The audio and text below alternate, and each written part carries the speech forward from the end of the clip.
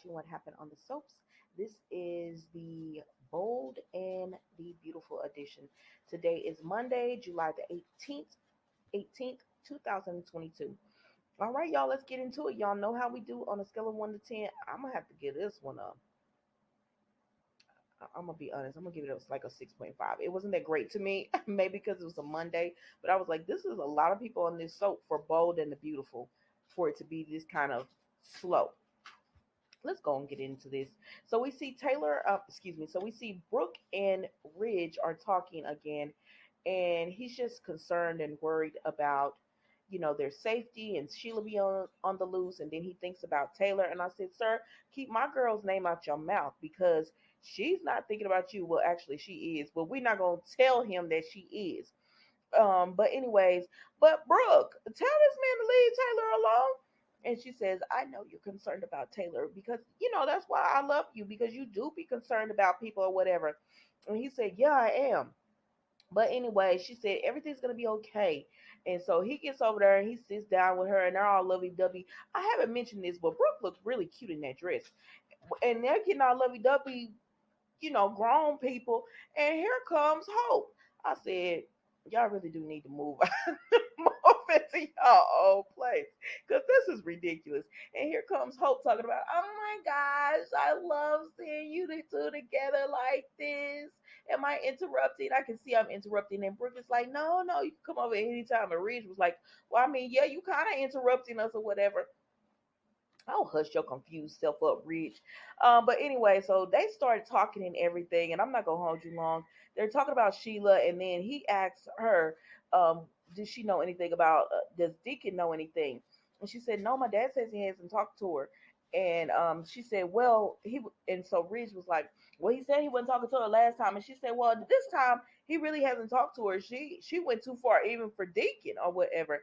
And he said, she was like, but it sounds like you don't believe that. This is Hope talking to Ridge. He said, I don't believe a word it comes out of that man's mouth. Now hold up, Ridge.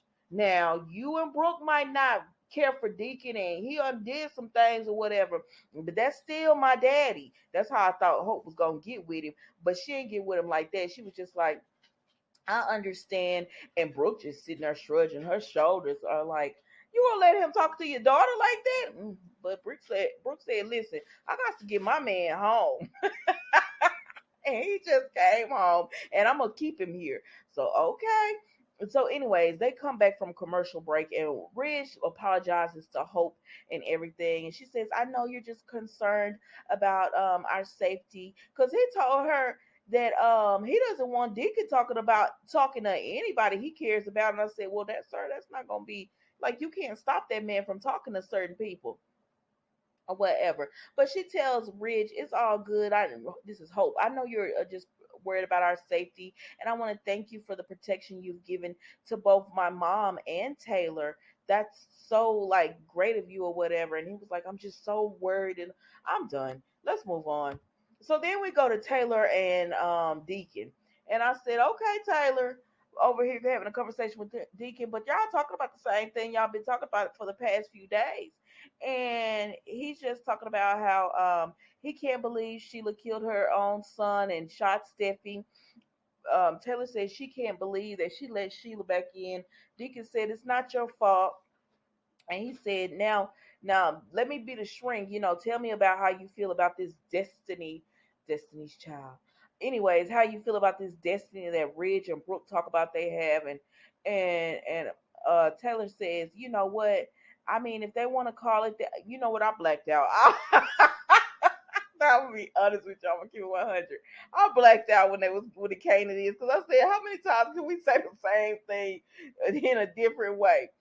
So, anyways, the last I remember, they was talking about that they had this destiny, and nobody else can get in between them, no matter what is going on. They're always finding their way back to each other and everything. So, it is what it is. And so Deacon tells Taylor, I will always be here for you if you need to talk to or whatever.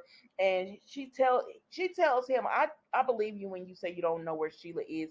And he says, man, that's really coming for someone, because for a while there, or still, no one trusts his word. And when he says something, no one believes that. But she says, Deacon, I see you in a different light. Well, Deacon, don't Taylor's the only one because Bill, Liam, and Wyatt are over here talking, and Bill says, "Well, we should ask Deacon Sharp. Does he know where Sheila is? Because but he can't believe him because he looking around and they said, "What you looking at?" And he said, "Deacon Sharp. Can't believe he's a bartender." And Wyatt said, "Well, at least he's not doing one of his cons. At least he getting money that way and not doing one of his cons or whatever."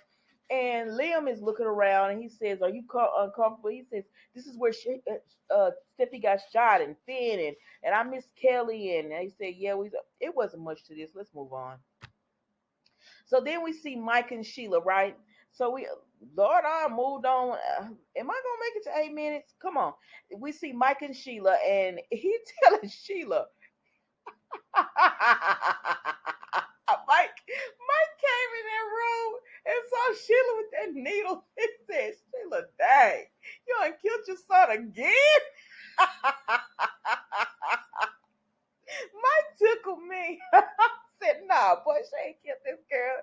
She just drugged the devil out of him to get him to be quiet." And she said, "No, I did not kill him or whatever." She said, "I saved him. I've saved his life twice." And he said, "Well, you the reason that you had to save it twice." Mike was tickling me. But anyways, so he told Sheila, "What you gonna do? Like, what's the end game on this?" And she said, "What do you mean?" And he says, "The man's gonna wake up and he's gonna be upset that you drugged him up and gave him the sedative and everything. So what do you plan on doing?" And she says, "I just did that so he could calm down because he was, getting so worked up, and everything that he was going to end up harming himself more by getting that worked up." He said, "Well, I mean, it's not like he going to ever forgive you for what you did." And he said, "And you killed his real mama and everything. Like, this man's not going to forgive you. So what are you planning on doing?" And she said she just planning on enjoying this time she got with him right now, but he don't want to be with you. How you enjoying it when he doesn't want to be with you? He don't want to be with you, girl. I mean, like, come on, Sheila. You know you my girl, but golly. Anyways, so then Mike tells Sheila, "Well, why don't you just come on with me?" And she said, "What?" And he says, he holds up the death certificate like he already considered dead. "Just come on with me and we can live happily ever after." And she said, "Mike, are you telling me to run away with you on some romantic trip?" Now, she might not have said all that, but y'all know I paraphrase. Because that's what I heard Mike say. "Come be with me and we can go and live our life together and be happy and be a couple or whatever." And she said, "My son is in the bed right here. What you talking about?"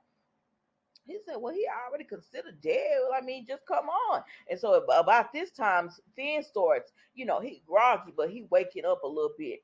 And so Finn hears all this going on, but Sheila not gonna do this. She not gonna. She said, "Oh, Mike, I'm not leaving Finn." But he hears this and he says, "Oh my gosh, I gotta get out of here." Because it sounds like if Mike had his way, him and Sheila would go ahead and go on the run and Finn would have to fend for himself, is what it sounds like.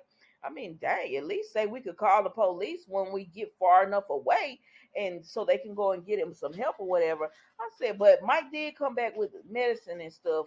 So we'll see how this goes, y'all. And that was the bold and the beautiful today. Don't forget to like, comment, and subscribe to the channel. And I will see you tomorrow for a new episode. Bye.